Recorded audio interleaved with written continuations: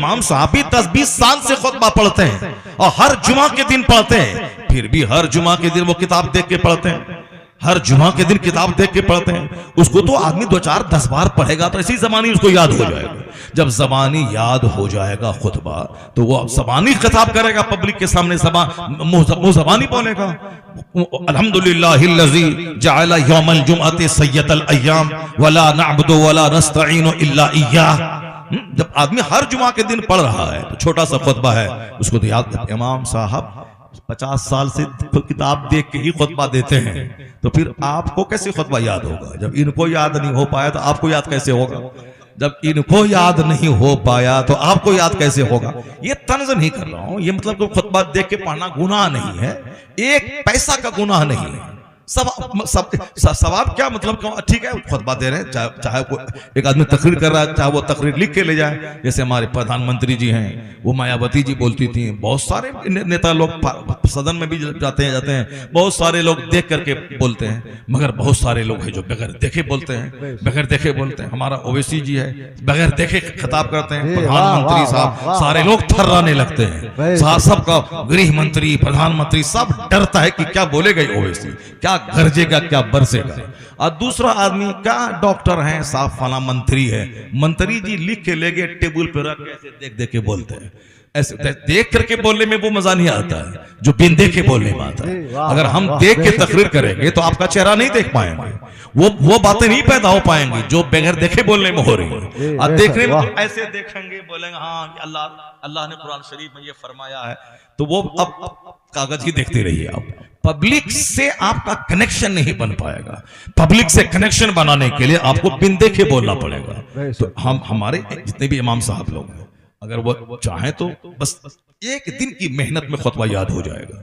तो जुमा के दिन वो हाथ में लाठी ले लें, नहीं भी ले लें, अपना मेंबर पे खड़े हो जाएं और मुंह जबानी खुतबा दें जुमा के दिन। और जब मुंह जबानी खुतबा देंगे तो जितने लोग रहेंगे बैठे हुए सब बोलेंगे, मेरा इमाम बहुत पढ़ा लिखा आदमी है, मेरा इमाम बहुत पढ़ा लिखा आदमी है, बहुत पढ़ा लिखा आदमी है जो किताब के बगैर देखे पढ़ता है। और ये बिल्कुल सिर्फ एक दिन के 1 घंटे की मेहनत से हो जाएगा। लेकिन चूंकि ध्यान नहीं दिया इसीलिए से चल रहा है काम, बगैर देखे चल रहा है काम। हमने भी इमामत की है। कहाँ इमामत की है? बेंगलोर में हमने इमामत की है। 2 साल तक बेंगलोर में और 2 साल तक चेन्नई में इमामत की है। अब पूरे 2 साल चेन्नई के और पूरे 2 साल बेंगलोर के, 4 साल मैंने मुंह जबानी खुतबा पढ़ा है। सुभान अल्लाह, सुभान अल्लाह, सुभान अल्लाह। चूंकि वहां देख करके पढ़े के गए काम से लोग बोलेंगे इमाम साहब को कुछ नहीं आता है। हाँ, इमाम साहब को हटाओ। तनख्वाह भी देते हैं वो लोग मैयारी। आजकल तो, पहले तो तनख्वाह, आज से 25 साल पहले हमको 4000 रुपये देते थे लोग। अब और आज तो उसी मस्जिद में जहां हम थे 25 साल पहले 2001 में 2002 में, और उसमें आज वहां तनख्वाह है 30,000 रुपये, 40,000 रुपये। और इमाम साहब देते हैं 30,000 रुपये हर महीना। इमाम साहब को सेक्रेटरी साहब देते हैं और कहते हैं कि हुजूर ये छोटा सा नजराना है, कबूल कर लीजिए। वाह वाह वाह, कैसी सोच है। और हम लोग इस इलाके में क्या करते हैं, 5,000 देते हैं, 50 बात पकड़ा देते हैं, 50 बात पकड़ा देते हैं। ठीक से रहना, अगले महीने से छुट्टी कर देंगे, नौकरी बहुत मुश्किल से मिलती है, बहुत मुश्किल से मिली है। 10 घर, एक घर 7 महीने में 30 घर से खाना आता है। डेली मछली गोश्त आप खाते हैं, हम लोग दामाद को भी उतना नहीं खिलाते हैं जितना आप डेली गोश्त खाते हैं। इसलिए से आप नमाज टाइम पे पढ़ाइए। फजर में 2 मिनट लेट से आप आए थे, ठीक से रहिए वरना छुट्टी कर देंगे। 5,000 महीना देता है, 50 बात पकड़ाता है, और वहां 50,000 रुपये महीना। और क्या बोलता है, हुजूर ये छोटा सा नजराना कबूल कर ले। क्या बात, क्या आलिम दिन की इज्जत है। इमाम साहब की तनख्वाह पूरे सीमांचल जोन में 15,000 से कम नहीं होना चाहिए। ऐसा नहीं कि हमने बोला फट से कल से लोग नाफिज कर देंगे। एक हमारी राय है, एक हमारा मशवरा है।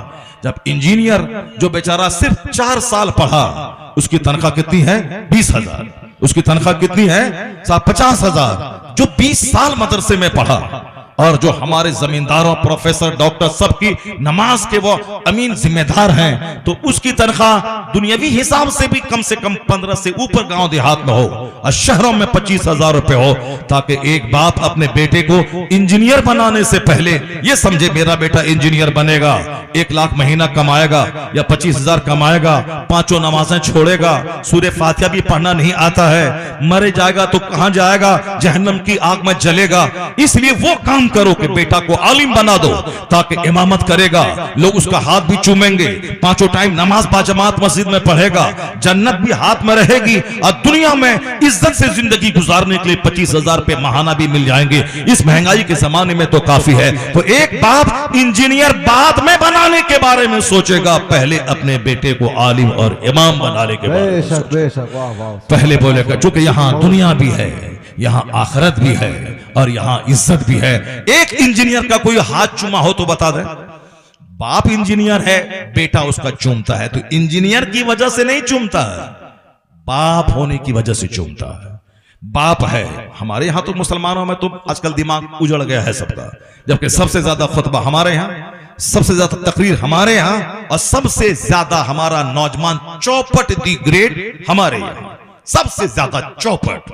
हमारे बाजू में एक हिंदू का घर है, उसका बेटा इंजीनियर है, वो जब भी बाहर से घर आता है वो अपने बाप का पांव छूता है। चलाइए आप मोबाइल, चलाइए मोबाइल, चलाइए आप, चलाइए मोबाइल चलाइए, अब क्या होगा, जलसे को उजाड़ दिया, चलिए घर चलिए, मोबाइल चलाइए आप।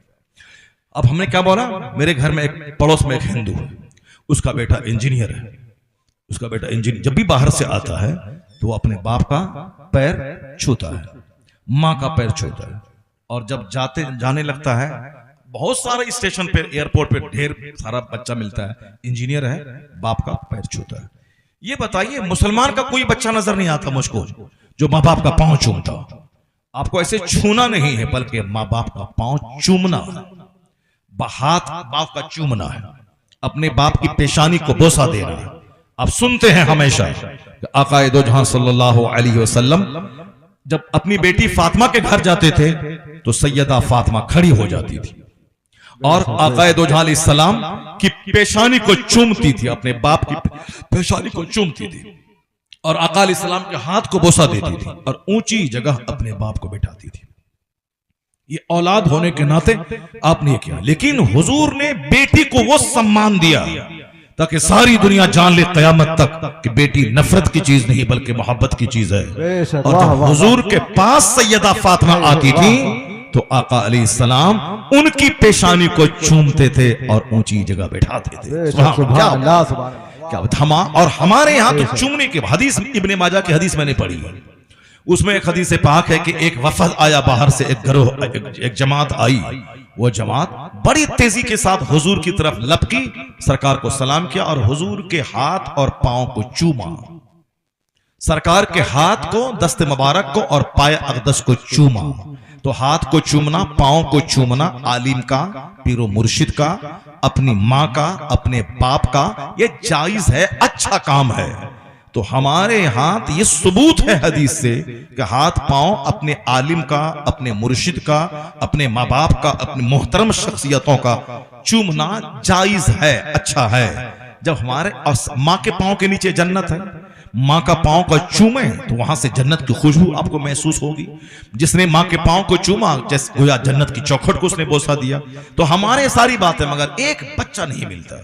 जो बच्चे स्कूल में पढ़ते हैं उसको तो लाज ही लगता है, शर्म लगती है उसको, हाथ के स्विचों में, पैर के स्विचों में। वो तो मदरसे का बच्चा है, जो बेचारा मदरसे से आता है तो बाप उसका शराबी, पापी, कबाबी कुछ भी रहे, वो बाप का हाथ चूमता है। एक बाप हमसे बयान करने लगा रो करके, मेरा बेटा एक पढ़ता है कॉलेज में पटना में, वो बाप बोला, वो जब आता है तो दूर से बोलता है अस्सलाम वालेकुम। जिसको जमीन बेच के पढ़ाता है, फसल बेच के पढ़ाता है, मकई 2 कुंटल बेच के पैसा देता है, क्योंकि वहां पैसा ही पैसा लगेगा, रूम का किराया, मेस का किराया, जहां वो खाना खाएगा, वहां तो किताब खरीदना, सब कुछ पैसा ही पैसा। मदरसे में तो ना मंथली देना है,